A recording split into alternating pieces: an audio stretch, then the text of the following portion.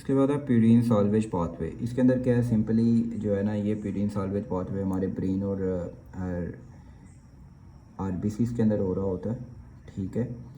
और जो है ना, यहाँ पे प्यूरीन साल्वेज पाथवे के अंदर सिंपली एक चीज़ है कि जो हमारे सेल का डिग्रेडेड प्रोडक्ट्स होते हैं ना, जो बचे कुचे होते हैं, स्मॉल अमाउंट में वो प्रोडक्ट होते हैं, ठीक है, वो हम लेते हैं, ठीक है। जो turn over cellular nucleic acid या small amount uptake from diet that are not degraded, जो एक्स्ट्रा बच जाते हैं स्मॉल अमाउंट में कुछ प्रोडक्ट जैसे कि हाइपोजेंथीन, गुआनिन और एडिनाइन, ये कुछ सेल के डिग्रेडेड प्रोडक्ट हैं जो कि बच जाते हैं।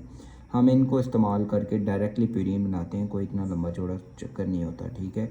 यहाँ पे वही बताया कि दो एंजाइम हैं जो कि डायरेक्टली हमारे ये प्यूरीन बनाने में काम कर देते हैं। एक है हाइपोजेंथीन गुआनिन फॉस्फोराइबोसिल ट्रांसफरेज HGPRT, ठीक है। और दूसरा एंजाइम है एडिनाइन फॉस्फोराइबोसिल ट्रांसफरेज। ये दो एंजाइम हमने याद करने हैं प्यूरीन साल्वेज पाथवे में। कौन कौन सा? Hypoxanthine guanine phosphoribosyl transferase, H for hypoxanthine, G for guanine, P for phospho और RT for ribosyl transferase HGPRT।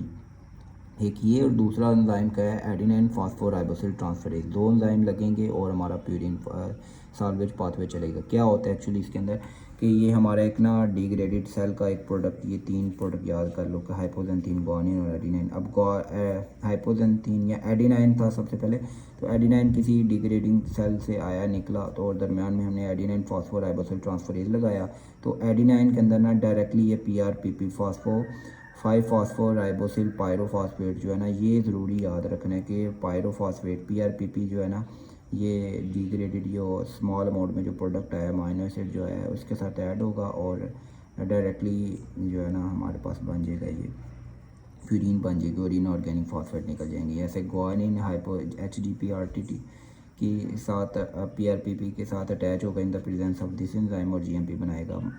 और ये हाइपोजेंथीन इन द PRPP के साथ अटैच होगा इन द प्रेजेंस ऑफ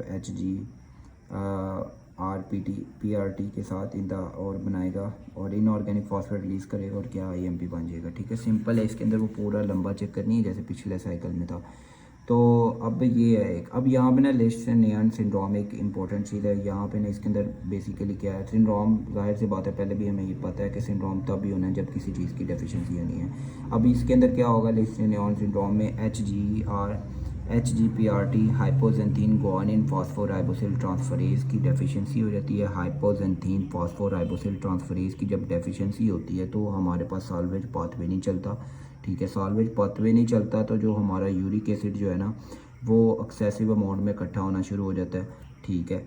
और हमारे ठीक है, यूरिक एसिड इकट्ठा होना शुरू होगा। इसके अलावा जब साल्वेज पाथवे नहीं चलेगा तो PRPP जो पीछे बन रहा था जो एक्स्ट्रा अमाउंट में, वो ज़्यादा होना, बॉडी में ज़्यादा होना शुरू हो जाएगा और IMP GMP इनके लेवल कम होते जाएंगे और PRPP बढ़ता जाएगा, ठीक है। इसके अलावा ये HGR जो hypoxanthine guanine pyrophosphate ribosyl transferase deficiency जो है ना, ये हाइपोयूरिसीमिया के अंदर होती है, ठीक है। और इसके करैक्टरिस्टिक्स ये हैं कि यूरिक एसिड स्टोन हो जाएंगे, बंदे को किडनी स्टोन का मसला रहेगा, उसको गाउट हो जाएगा, उसके जो ना हड्डियों के अंदर, जॉइंट्स के अंदर यूरेट क्रिस्टल डिपॉजिट होने शुरू होंगे, उसे गाउट कहते हैं जब यूरेट क्रिस्टल डिपॉजिट होते हैं। इसके अलावा बंदा जो है ना मोटर डिसफंक्शन हो जाएगा, ब्रेन दिमाग ख़राब हो जाएगा उसका, क्योंकि ब्रेन में चल रहा होता है ये। कॉग्निटिव डिफेक्ट हो जाएंगे, बिहेवियर डिस्टर्बेंस, सेल्फ म्यूटेशन, पागलपन हो जाएगा, अपने आप को काटना शुरू हो जाएगा, ठीक है। दिमाग में चल रहा है तो ज़्यादातर दिमाग की बीमारियाँ आएंगी।